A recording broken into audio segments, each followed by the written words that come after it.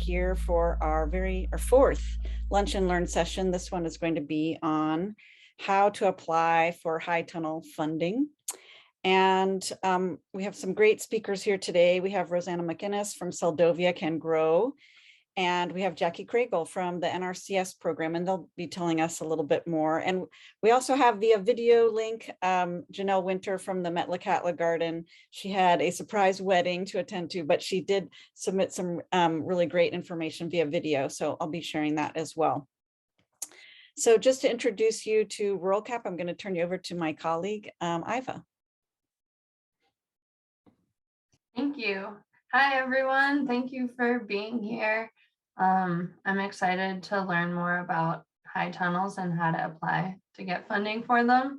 And we're putting on this series in cooperation with the UAF Cooperative Extension as part of our effort to do outreach to rural Alaska gardeners and kind of connect you guys to each other. And that's just all part of our program, the GROW program, which stands for Growing Rural Opportunities for Wellness. And the main aspect of that program is that we work with 9 different communities that have community gardening or other food security projects. And we provide funding and technical assistance to help them see their projects through. And the GROW program is a program of Rural Cap, which is a statewide nonprofit with the mission of improving the quality of life for low-income Alaskans. And my name is Iva, and I'm here on Denina land in Anchorage. Thank you, Iva. So we will go ahead and get started.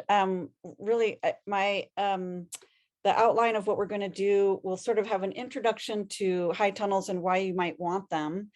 And we'll hear from Rosanna and also from Genelle.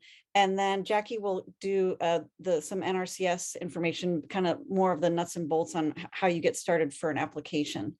And then we'll hopefully have lots of time for questions. And please also feel free to drop questions in the chat as we go along. I'll make sure to monitor that. So Rosanna, welcome again. Unmute here. Hello, everybody, and thanks for inviting me to talk about high tunnels and why they're so great, because I really, my high tunnel changed my life. It really sent me in a new direction. And so I was asked to talk about what is a high tunnel and why is it so great. And high tunnels are what I think of as a new technology they're, simple. That can help us to extend our growing season, protect the soil, grow more food in a space, and grow food that we couldn't grow before because we're able to create a microclimate and grow things that might not grow out in the elements. The high tunnel that I have is a steel structure, and I had it shipped from Oregon. It got manufactured at Oregon Valley High Tunnels out of Oregon. You can get them in state here, and it's a structure that goes, the posts go deep into the ground, and then it's covered with a very thick greenhouse plastic. This is a specialty, strong plastic, but it can also let through enough light that you can really, once you get it all up and in, you just have this whole new world at your hands in terms of what you can do. And I know here in Seldovia, and probably in many, many places in the state of Alaska, there was always this old timers adage. We learned it from our parents and our grandparents. You don't put anything in the ground until June 1st because of the frost. And so there's this barrier we get to overcome by having high tunnels, because we can say, well, guess what? We can put things in the ground. We have a high tunnel, and we can put things here in Seldovia. And I'm still pushing I'm still trying to figure out just how early I can go, how late I can go. But I'll show you some pictures here. If I was going by what my father and my grandmother taught me, I would have lost 3 months of growing time. So that's 3 months more of food, 3 months more of rotations you can put in there, an extra month at the end. I can grow all the way to the end of October. And I have plants in my tunnel. You'll see pictures here in a minute, and as early as late March, and you're gonna see. So what are the things you can do with high tunnel? I think I said them, but because I've got notes here, I'm just gonna touch on them one more time to make sure that I didn't forget anything. It's a new way to grow. It protects the soil. It creates a microclimate. It extends your season. You can grow warmer crops. You can grow things that you didn't think you could grow before, like fruit trees. I even had melons growing in my high tunnel. They take up a lot of space, so I haven't done them since my first experiment, but I'm just saying I grow melons, which in South Central Alaska, where I lived, it's typically never has been warm enough for that ever to occur before. And you can grow more food. And there's actually a very personal point I want to make about a high tunnel too, is that for me, I was quite ill at one point, and being able to go into my high tunnel in March and in April and touch ground and soil that was already thawed and put my hands in the dirt and work with the plants was a very healing, cathartic process. And I want to say to anybody who's considering getting high tunnels, whether for themselves or for their communities, not only are you going to have the benefit of being able to grow more food, grow it in a better way because you're protecting the environment when you do it, but you're also going to have a personal health benefit because you're going to extend that amount of time where the children in your community, the elders in the community, or you yourself can get out there into the garden and have that personal benefit. So I don't know if you can tell, but I think they're really, really great. I'm actually in the process of getting a second high tunnel. My high tunnel was instrumental in helping me to realize that we could create a little market farm here in Seldovia. And I think without it, we couldn't have done what we've done here, which is Seldovia's first ever farmers market and our first ever little market farm. So I do have some pictures I wanted to show you. Would you be able to post those up, or should I try from here, Emily? Yeah, I think since you're a co-host, you can share your screen. Okay. And if you've done that before, just have it open first before you hit the green button. Okay, let's see.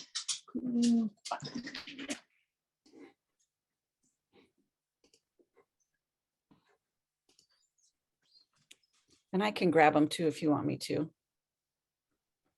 Oh, I see it here.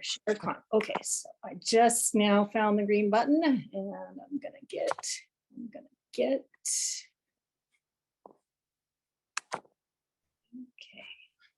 Okay. Thank you for your patience, everybody. I'm trying to find.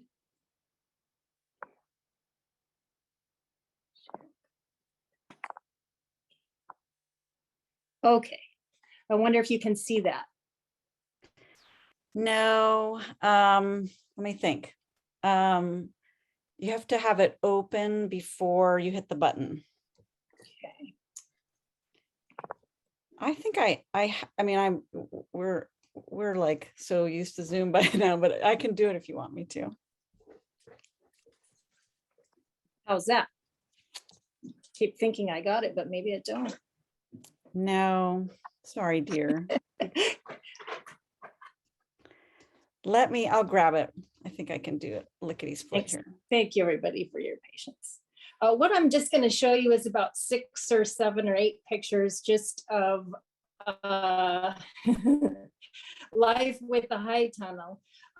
So do know that it does take work. It is a commitment. And this is a picture of my 2 sons helping to keep the high tunnel clear. This is March 10th in my community, Seldovia.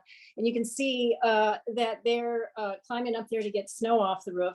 We also do it from the inside. But the reason I wanted you to see this is so you could put into context what could happen inside the structure, even when there's this much snow around.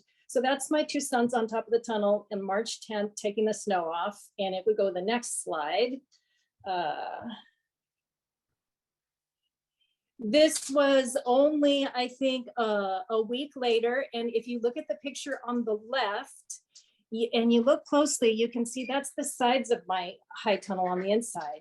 And snow is all the way up there. That's about 4 feet high. Snow is all the way up there, surrounding the whole high tunnel. And there I have a whole bunch of my plants sitting out inside the high tunnel in mid-March, hardening off and getting ready to go to the ground. And just a week after that, I planted my first lettuce, and that's a row of Seldovia lettuce there.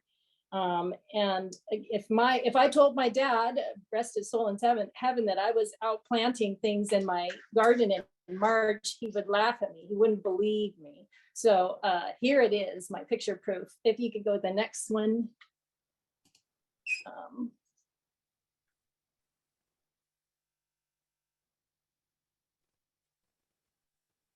Okay, and then that was mid-March. And then here we come into April, and I was able to put my petunias. I always plant flowers to create a habitat for pollinators, and just simply because I love them, they make my high tunnel pretty. But how nice it was to be able in April to walk in there when, again, snow is still on the ground, and I had blooming petunias, beautiful flowers in the ground. And next picture.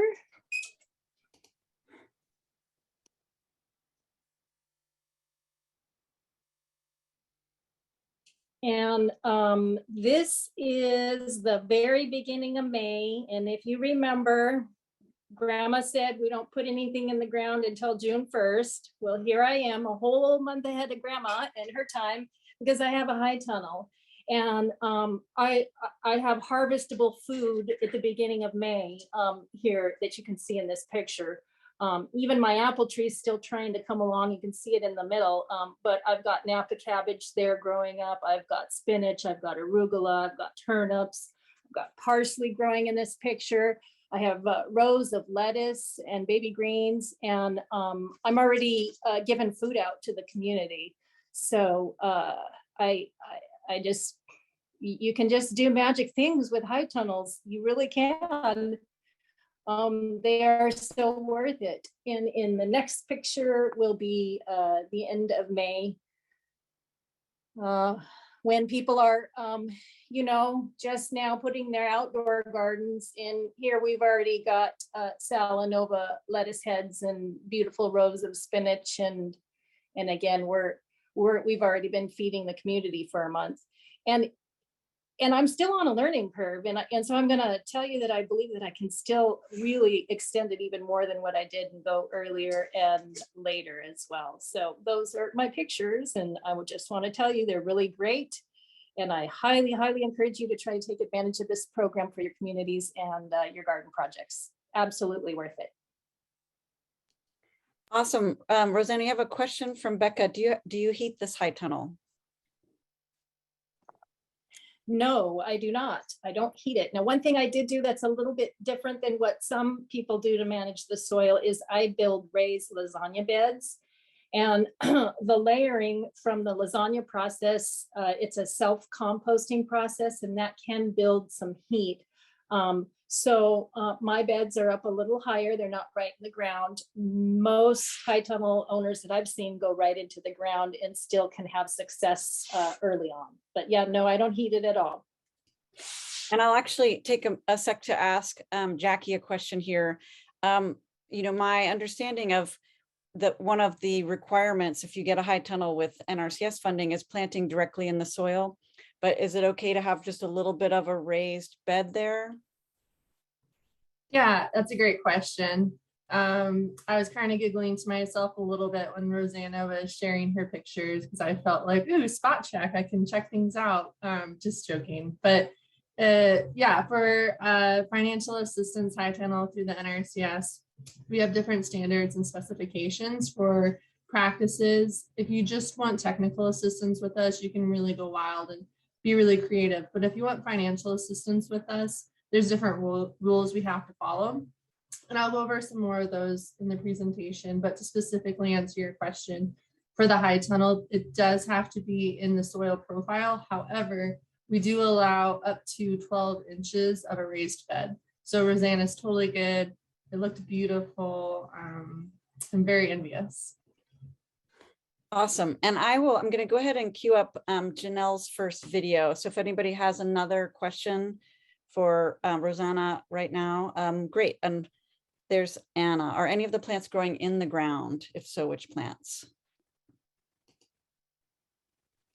My apple tree went straight into the ground. Actually, I consider everything in there the ground, because all I'm doing is composting, and that's what you would do, and that's even what you would be guided to do by NRCS and the soil health people. When you send your soil samples in, they'll tell you which nutrients to add, and among them they may suggest compost. And so by the time my beds are done composting, they are part of the soil and the ground. That's what I consider anyway. My fruit tree went directly in. Yeah. Awesome. Okay, so I will go ahead and share Janelle's video. So the first little clip, she's talking about basically why would you want to have one. So, and let me know if you can't hear it. So. Hi.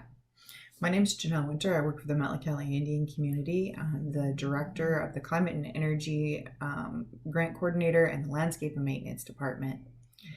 I have been working for Metlakatla since 1998, and one of the aspects of my job is related to my Master Gardener certification, where we were first started with beautification for the Metlakatla Indian community. Over time, it's definitely become more and more of an impetus to be part of the food sustainability or that food security component. One of the things that I was privileged to be part of is putting up a high tunnel here in Metlakatla Indian community. And this started way back in 2014, which, you know, was quite a while ago now. At that time, we found that we had some local support to do a high tunnel for the community. There was some question about whether it was for the community garden where different community members would be able to participate and grow food, or if it was really going to be more of a commercial enterprise where the Metlakatla Indian community grew food for sale or to provide to their community members. At this time, it actually does both. We have some beds that are available for community members, and then we also have one area that is set aside for us to grow food that we provide to our local food bank or to senior citizens center for them to provide to our elders. When we first started this project, the idea was that we were just going to grow fresh produce to be available to community members. We wanted to make sure they had that. And as I mentioned, over time, that's really expanded into this idea of making sure we have food security, making sure we have sustainability of being able to feed ourselves in the event that there was any interruption in any kind of, supplies for our community.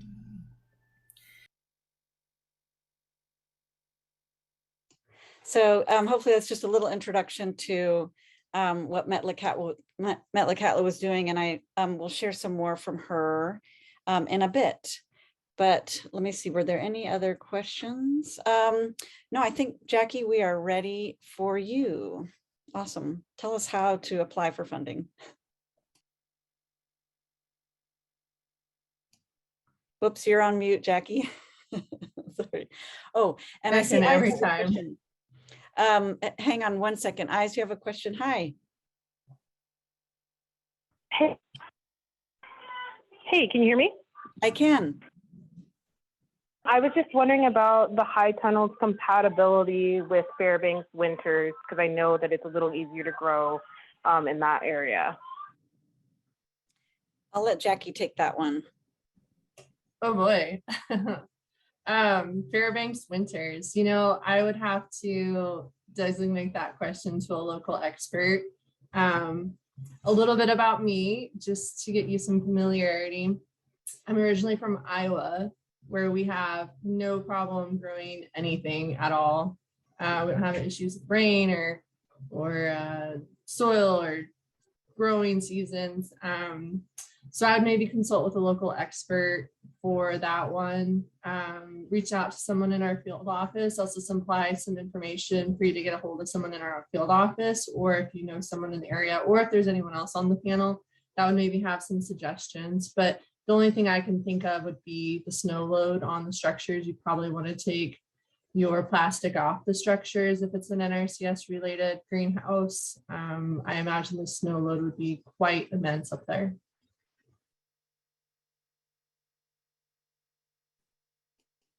Okay, Thank you so, so much. oh, sorry, Eyes. I was just saying thank you. Oh, great. Oh, there's Heidi. Hi, Heidi. So we have our expert hopping in. High tunnels work great in Fairbanks, just a shorter season than Seldovia. Thanks, Heidi. All right, Jackie, go ahead with your part of the presentation. Okay, great.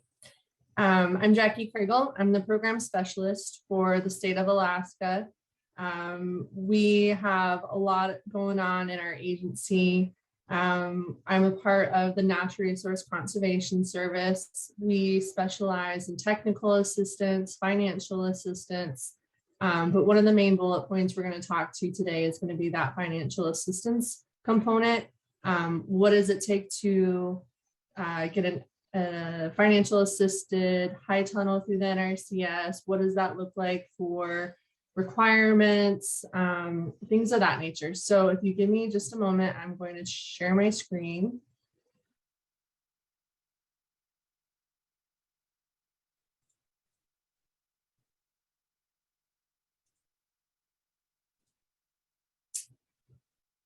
And this always does that. I need just a minute to figure out how to swap it over. Okay, here we go. So just a little bit about the NRCS in case there's folks that aren't familiar with our agency. We're a federal agency within the federal government. We're an agency in the United States Department of Agriculture. We're here to help people help the land. So we're a non-regulatory agency. We have regulations if you have financial assistance with us or a contract, but otherwise we're not out there trying to find any harm or foul.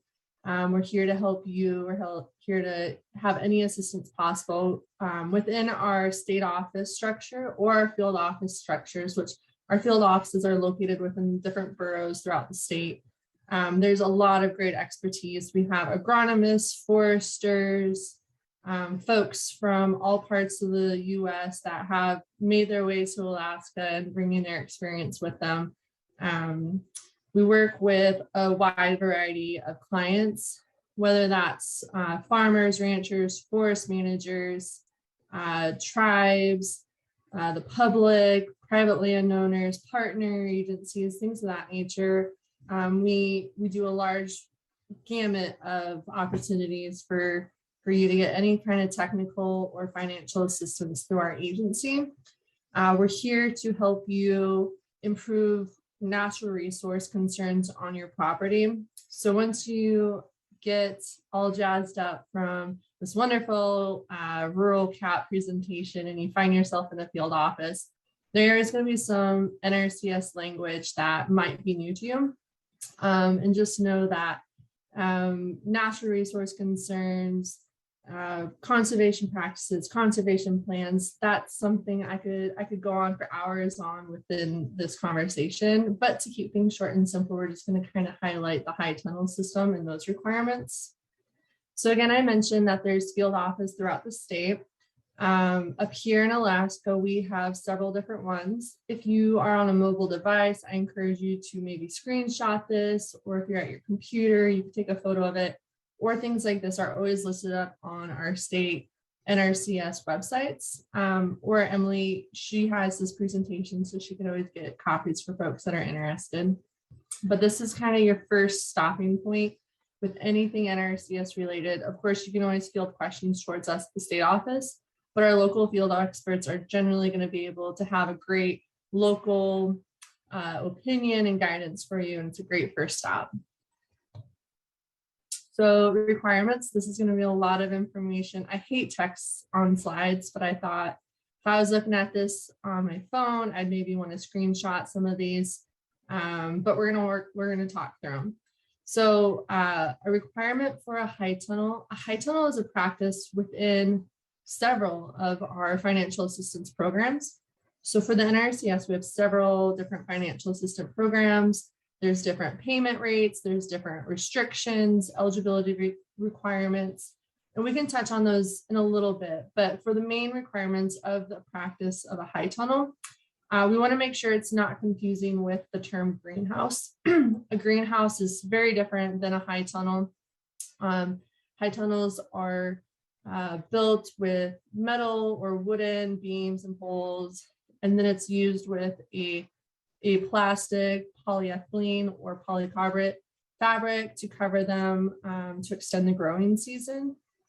Another requirement is that you do need 1 year prior cropping history in that location. So you don't have to have a cropping history with our agency or our sister agency, the Farm Service Agency, but you do need to have cropping history. That can look like an old garden. Perhaps there's a site that you've used in the past years and it's not being utilized now, but you do need to have some form of already established cropping system. And then this high tunnel is going to protect that cropping system, extend the growing season, address several other resource concerns if you're interested in those. And so it is a bit different than a greenhouse in that sense of a more solid, hard plastic structure. Plants, we did mention this a little bit earlier. The plants do need to be grown in the natural soil profile. So we can have raised beds with maximum of 12 inches in depth. Utilizing your compost is a great idea for that. That's going to heat up your soil, provide a home for all those microbes, and great use of natural fertility in the soil. But we cannot allow for a financial assisted high tunnel through that NRCS to have your plants being grown in pots, in a hydroponic system, on benches, anything like that. So I think Rosanna mentioned a bit that she got her structure from a manufacturing company in Oregon or Washington, somewhere in there. And so we do require that instead of getting the materials yourself and building it from scratch, we do require that you have a manufactured kit. There's a few more specifications within that, but most manufacturing companies now, they are so familiar with the NRCS high tunnel practice that on their description or website, they may say already that it's NRCS approved, but work with your local field office if you have a manufacturing company that you're interested in, and we can just double check to make sure that that's something that will be covered. We don't allow use of used materials. So perhaps your neighbor has one, maybe they haven't bought it through the NRCS program. We can't accept that as a form for new clients. Again, it has to be constructed of metal, wood, or durable plastic. And then there's no real size requirement other than the fact that it must be at least 6 foot in the peak. So that's differentiating between a high tunnel system and a low tunnel system. So again, we're interested in high tunnel systems, so it has to be at least 6 foot in the center peak. And then for contracting purposes, your high tunnel must have a 5-year lifespan. And if you do things right, and you work with yourselves and your families to get that snow off or remove the plastic if you are worried about your accessibility to do some snow removal, that's encouraged, because if your high tunnel fails at year 2, you will be expected to do the necessary repairs to get it back up and running to maintain it for those 5 years. It's an investment that the NRCS is placing in your lap, and we always value the taxpayers' dollars in which we are implementing these programs through. And so that's why we have a lifespan for this practice set at 5 years. But again, most times that 5 years is nothing to even worry about. They last much, much longer than that, unless you have a tornado roll through or a high windstorm or a tree fall on it or something like that. Like I mentioned before, our agency works for you to address resource concerns on your property. So listed here are additional practices to consider. We offer the high tunnel by itself. You can apply for financial assistance by itself, but we also encourage these other types of practices to build upon your high tunnel, make sure it's very successful, and give you opportunities to expand on your conservation for your crops, on your property, in your agriculture system in general. All of these are things that all of our field offices are very familiar with. So if you have questions on any of these, feel free to reach out to them and we can work on having those discussions. And also, if you already have a high tunnel in place and something in here kind of interests you, you don't have to be new to the high tunnel system. You can walk in tomorrow and have conversations about any of these or the hundreds other that are not listed on this slide, and potentially receive financial assistance to improve on these practices or get them going in your operation. So one of our main financial assistance programs is EQIP. It's our environmental quality incentives program. It does have different payment rates for historically underserved producers. They're going to be at a 90% payment rate, whereas if you are Joe Blow and you don't qualify for any historically underserved category, your payment rate will be a little bit lower than that. Payment rates are continuously changing. We're actually in the process of doing a little bit of research to get higher payment rates up here in Alaska, because we recognize the shipping costs and the material costs are so significant, not only for high tunnels, but for a lot of our other practices. But just know that each practice, even the ones listed on this slide here, have their own designated payment rate. For a high tunnel, it's a little different. There's a lot of different categories, so I won't get into that too much. There's for a high tunnel specifically in Alaska, there's kind of like your generic off the road, easily accessible payment rate. And then there's one if you are living in maybe the bush or a hard to access location, you can qualify for a higher payment rate without being historically underserved. But naturally, if you are historically underserved and you fit one of those categories, you'll receive a higher payment rate. Off the top of my head, I believe just your basic off the road payment would be like $2.82 up to $4.50 per square foot. So how we measure our payment rate for the high tunnel that you would select would be by the square footage of the high tunnel itself. Costs are always up front with the NRCS in any of our financial assistance programs. So what that looks like is that you would get a contract with our agency, select your manufacturing in your kit, purchase it, construct it, and then an NRCS representative would come out, make sure everything looks great, up to specs, and then we would direct deposit the balance in your account. So it's more of a reimbursement than a grant. And just know that it's not 100% cost shared for. We have different payment rates, like I mentioned, but there will be an expense for you upfront. And then in the red, something new this year that our programs team implemented. If you have experience with the NRCS in the past, this may be different for you, but for this year, we have different application processing dates. So we accept applications for any of our financial assistance programs and any of our practices year round. However, for this specific program, there is 4 different dates in which we'll process your application to proceed to a contract. And the dates are listed below, but it's January 21st, which is past, So the next one that you would be eligible for is March 18th, May 20th, and July 15th. Generally, the paperwork it takes for a high tunnel is very low. If you're wanting any additional practices, you might need a little bit more time. But just work with your local NRCS representative, and we can get you a timeline or a budget or anything like that set up for you. Another great program, however, the application deadline has passed, is our CSP, Conservation Stewardship Program.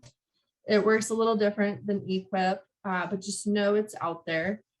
Similar payment rates, however, this one to be eligible for, you have to be a good steward to the land already. So there's going to be questions, eligibility questions, land questions to document how your stewardship to the land is currently. And there's a threshold you do have to meet in order to be eligible for this program. Since the payment rates are a little bit higher, it's a little bit more enticing for certain folks. And if you don't meet it now, your local NRCS specialist will be able to work with you to figure out how we can get you there and how we can get you eligible for this program. And like I mentioned before, we have a whole gamut of other programs. There's maybe like 4 or 5 different ways to get a high tunnel on your property, besides these 2. And then of course, we always just have technical assistance, and that is always free of charge. So I'm going to leave this up. I think our next slide is just our non-discrimination statement, but I might just leave this up for a little bit for folks to figure out who you need to contact if you need any more information. And then we do have great resources on our Alaska State NRCS page, which you just throw in the Google Alaska NRCS and it'll take you right there. All right, Jackie, we have a question for you. Mary Ellen, she says, can one be built on a shot rock pad? I don't know what that is, so maybe you do. Our muskeg here is so soft and spongy, things just sink into it. And Mary Ellen, if you want to unmute yourself and say more, that'd be great. Yeah, I'm not familiar with what a shot rock pad is. Just a rock. We have a school garden going, and it's in the school playground area over in the far side near the sports field, and it's just a corner out there. We built a garden, and it's all shot rock, otherwise you can't walk in the muskeg without knee-high boots. You know, it's real spongy. Peat bog is our terrain here, and so in Southeast Alaska we get so much rain that we dig down to the hard pan and then fill it with rock. So what we've done is build raised beds on top of shot rock, and the dirt is in connection with the rock, so it's the surface of the ground is rock. Does that make sense? Okay. Yeah, it does. Thanks for that clarification. So my first instinct would be no, just because in policy it says it must be built in the soil profile. However, NRCS has amendments and waivers for almost everything, that it would be worth looking into that with the local field office to see if there's a waiver for that. And if there is, you can maybe move forward. And if there's not, that's just a policy requirement set by Congress if there's no waiver for that one. That is a pretty unique scenario. So it might have to get elevated, but that's a great question. Yeah, and Mary Ellen, I wish Genelle were here because she might be able to answer that one, being from Metlakatla. And I actually think I'm going to play her clip on, she answered some questions on how did NRCS help us. So let me cue that one up here. Yeah, let me see if I can stop sharing. Oh yeah, thanks. Yeah, there you go. Okay.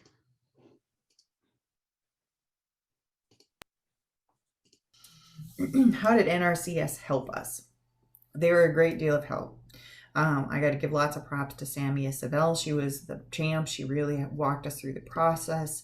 She came here on island and, checked out our site, made sure it was appropriate, gave us recommendations on the size of the facility that would be best for us, and then really walked us through the application process. She made sure that we had appropriately filled out all of the forms. She was a great help on all that. So I would say that any success with an NRCS project is really assisted by having somebody at the main office who can provide that support to make sure that you've appropriately filled out all of the forms, checked all the boxes, signed it, everything. So it's difficult when you look at it. It's kind of overwhelming, but really you just need to pick a form and get started and start sending it in. And staff is really wonderful about walking you through the process. Yeah, Rosanna, any reflections on the process?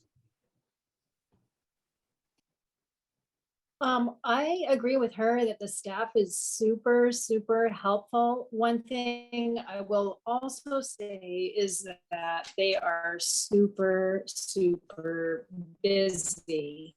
And so you do want to be mindful of that. And I gave mine a hard time often because I wasn't always doing things on time or in the way that needed to be done. So I'm in advocating for the hardworking people at NRCS, I would say, respect that they're very busy people. They will help you, but if you be on time and help them, then it's easier for them to help you. And, you know, again, feel free to put questions in the chat as well, but the final question I had for our, you know, discussion was what kind of barriers and difficulties did you face? And I do have a video from Genelle, or if you want to go first, either way.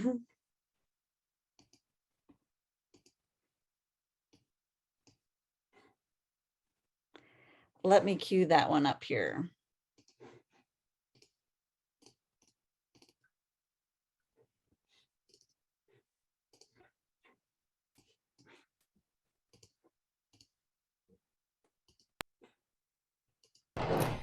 So finally, we have the question of barriers and difficulties and how did we overcome them? The first barrier here locally is land. People find it really challenging to find land and to make sure that it's appropriate for the use. Because we had great support from Tribal Council, we were able to get a piece of land set aside, and now it is firmly allocated just for growing food, and it remains that way. The next is just, you know, making sure we had a really formal plan. And that plan has changed over years. At first it was, you know, just growing fresh produce, and we were thinking we were gonna maybe sell it. And then it was hard to get the right volume. So then we were like, well, we're just gonna provide this food to the most vulnerable in our community, which is why we provide it to the senior center and the elders there, and also to the food bank when we have it. We've been able to support it financially through a series of small grants and being able to subsidize the wages of our community garden champion through those resources. Eventually, we plan to have it be fully self-sufficient, being able to grow enough food and sell some so that we can support that champion on a full-time basis. The other challenge that we ran into locally is actually weather related. We have some pretty significant winds here on Annette Island, and the first couple of incarnations of the high tunnel totally blew the cover off. So it took us quite a while to come up with a system where we could keep the cover on and make sure that the high tunnel maintained its status as a high tunnel. It didn't turn into an actual greenhouse, so that we remained an NRCS project. But we really had to address that wind issue, and we finally did. We came up with a false front area and a more rigid cover on it so that it wouldn't keep blowing off every time the wind blew.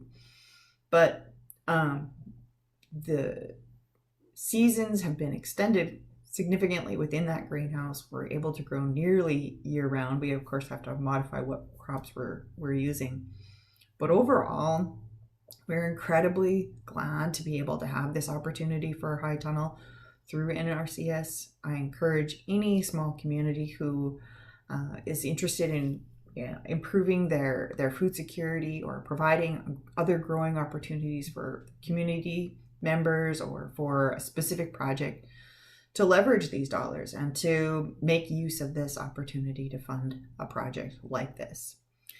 If you ever have any questions, please feel free to reach out to us. We're available here in Metlakatla, myself and Tia Atkinson, the community garden champion is what we like to call her. And we really appreciate the opportunity to talk about this today. Sorry I couldn't be there in person, and we'll be available again if you have any questions. Thank you. Rosanna, what do you think about that? What barriers did you face?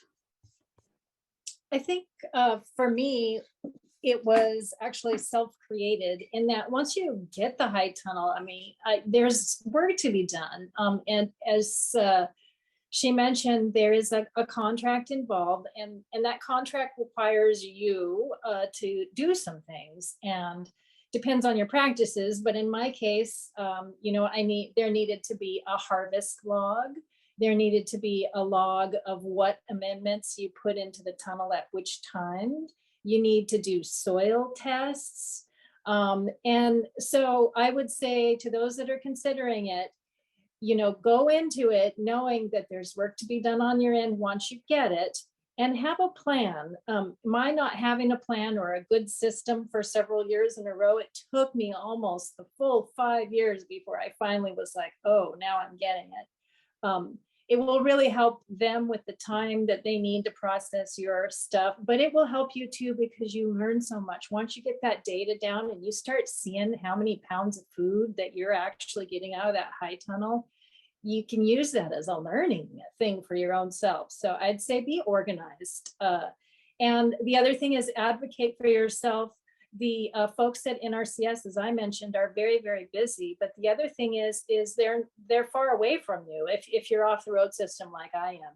And so there's certain things that over the telephone don't translate very well. You know, I was a novice at soil samples. I didn't have good success. I didn't think that my soil sample results were good. And it turned out I wasn't doing very good soil samples. I wasn't doing it the way that they recommended. And I will tell you, there is a side note there. They have done a seminar on that just recently. So if you want to see how to do a proper soil sample, they do have that now available. So I would say barriers are, you've got to know that you've got to be able to advocate for yourself, be prepared for that, because if you're not, that could make it harder for you. You got to know that you've got to be organized. And if you aren't organized going into it, you better be thoughtful about that, because that is something that's required. Other than that, I think the process has been amazing. The support has been amazing.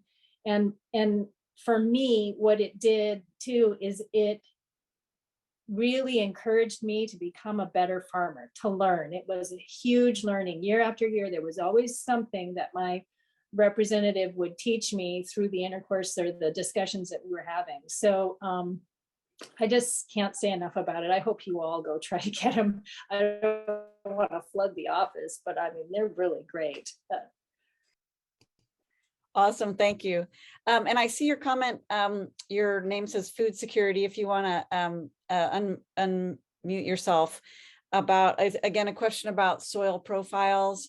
And I see this a lot, Jackie, and you kind of mentioned it a little bit, but it can be difficult in places where there's just like gravel, or in this case, really, you know, muskegee soils. Do you, if that person's out there, if they want to unmute and ask, that'd be great. Was that me, Mary Ellen from Petersburg? It's the person named Food Security. What a great name. Their answer. Or if you want to clarify your question, that's fine. And I see Eyes has another question. Go ahead, Eyes. You guys might have addressed this already, but I was just wondering, like this. I remember there was like a 6-foot thing talked about. Like, what are the like? How big are these things? Yeah, so there's no real size requirement other than the fact that the highest point of your high tunnel needs to be at least 6 foot tall. just not just to differentiate between a high tunnel and a low tunnel system. But other than that, there's no size requirement. You're breaking up a lot. I don't know if it's just me, but I cannot make out what you're saying. I'm so sorry. That's it. It sounded a little weird, but I can answer that one. I think Jackie was saying that there's no real size requirement except for the height. So it needs to be at least 6 feet tall in the middle, you know, at the apex, but just to distinguish it between a high tunnel and a low tunnel. But they come in lots and lots of different sizes, you know, from, you know, very large to smaller. And, Oh, thank you. For perspective, if anybody wanted to know, my high tunnel is 18 feet tall, 24 feet wide, 36.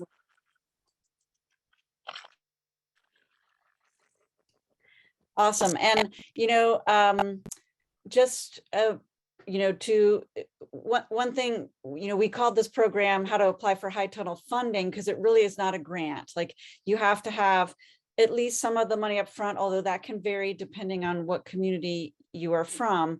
But there are grants available right now, especially for places in Alaska that have been deemed food insecure. Iva, could you drop that link in the chat for us? So for example, if you're like, whoa, I'm way behind, I need to do lots of work before I can even apply for a high tunnel. You know, think about, you know, there's other resources out there, other actual grants where they, you know, just give you the money, where you can sort of get prepped in order to make that next step. Thanks, Iva. And, you know, these are the micro grants for food security. And they are really trying to get them out to places in Alaska that are food insecure, you know, specifically in rural Alaska. So make sure you take a look at those, because they could be a great step in sort of getting your high tunnel dream. I have another question. In addition to that, do you feel like completing the Alaska Master Gardeners program and then doing the micro grant would be beneficial in like that process? Well, that you can apply for funding for doing the Master Gardener program. Specifically, Heidi Rader's class would be a great one if, you know, if you're not in, you know, Anchorage or Juneau, where the classes are held in person. So you can apply for a micro grant to take her class, which the signups are usually in the summer, and it fills up really fast, and then that happens in the fall. I don't think you need to be a master gardener, and I'm speaking here my other hat as a master gardener. I don't think you need to be a master gardener to apply for a high tunnel. I think that, you know, the people in the office are, you know, going to help you. And, you know, you'll remember one of the requirements is you have gardened in that space before. How many years, Jackie, do you have to have gardened in it before? Just 1 year. Okay, you're on mute. I'm reading your. Gotcha. One growing season. Okay, yeah, you're still sounding funky, sorry, but yeah, so just one growing season. So really, like, you know, you have a year's worth of growing experience under your belt. I think you're ready to apply for this. Did that answer your question, Eyes? Yeah, it did. Thank you very much. Ooh, so Heidi's saying registration opens in April. Awesome. And it does fill up really fast because it's a really popular class, and Heidi is such a great teacher. So, you know, apply for the grant. My guess is they won't know the grant by April.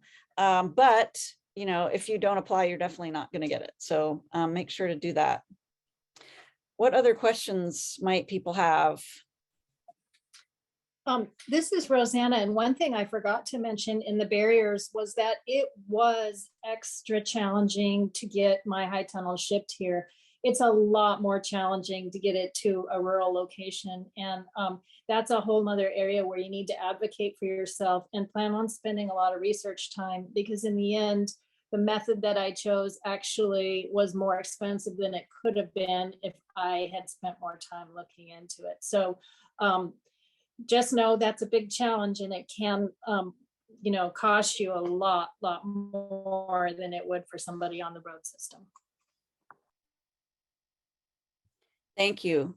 And Krista was asking a clarifying question. So our property has to have had things growing, or the actual location had to have been growing where the tunnel would go. So, and Jackie, you can, I think that's correct. Yes, you have to have like had plants, you know, had under cultivation. So some kind of garden activity there in 1 year prior to applying for the high tunnel. Did I get that right, Jackie?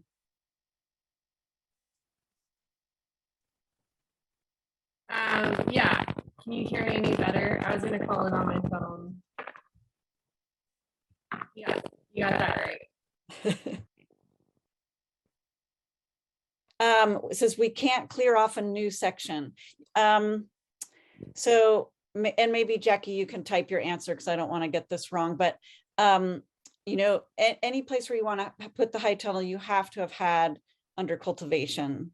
Yeah, so 1 year established crop system. So maybe you're, you know, if your old space could have the high tunnel and then your new space has your new raised beds. I don't know. It can be tricky navigating everything. What other questions?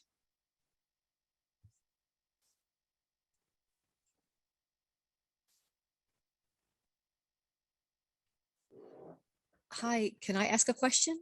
Yes, please.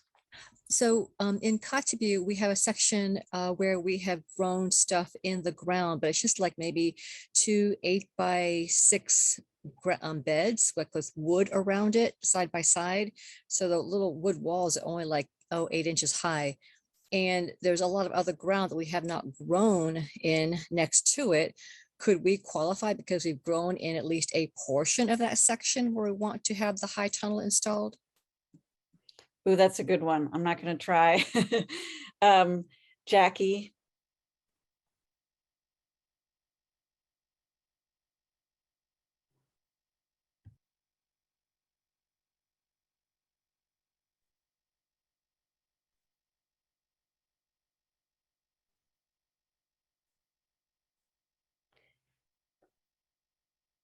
I don't know. Okay, Jackie's going to call in. So Rosanna, you have little tiny raised beds, and my understanding was they can't be more than 12 inches high. Is that right?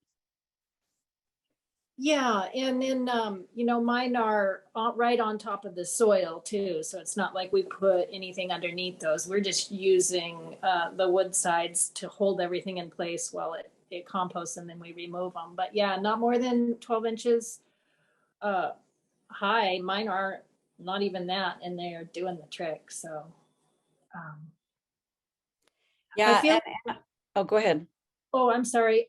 You know, I mentioned that I'm working on a second high tunnel, and there was a date in the summer that we needed to have crops in the ground in order to be considered for a high tunnel this year, so that we would make our 1 year mark. And I want to say that it was June 1st or something, but don't quote me. So Jackie can answer that question, but there is a specific date that they have on their books.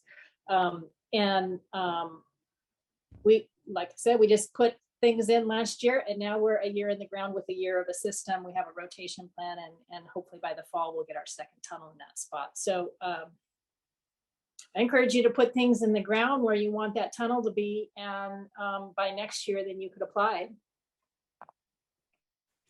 Awesome. So Annabelle, can you repeat that question? I don't know if Jackie's here yet or not, but Sure. go ahead. It's simply that we have a section of land where we'd like to put the high tunnel, but only a small portion of it, maybe 10 by 20 feet, has been actually planted in, but the whole area is, you know, much larger. Would that tiny section of planting we've done qualify for high tunnel, or do we have to have had planting in the whole section? Thank you. And I don't see her on my list. So I guess that will be a question. Did you write down the number for the Fairbanks office? Oh, she's there. Okay, great. Thanks, Jackie. Can you answer that one?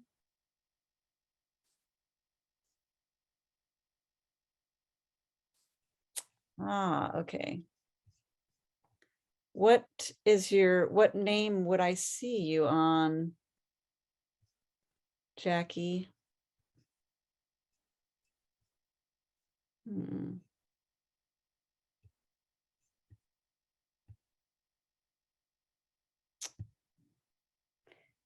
Well, it may be a mystery, maybe the question that remains a mystery. I apologize. I don't see you on the list here, Jackie, as a call-in. So I am curious about that one, Annabelle. You know what we can do? Yeah, I don't see the number in the list here. But you know what we can do is when Gina Dion from the Cooperative Extension, she'll email everybody the YouTube link, and we will get that question answered. Put it in the oh, there she is. Can you hear me? I can. Okay, awesome. So I missed the name of who asked that question, but in policy, there doesn't seem to be anything that says you cannot do that.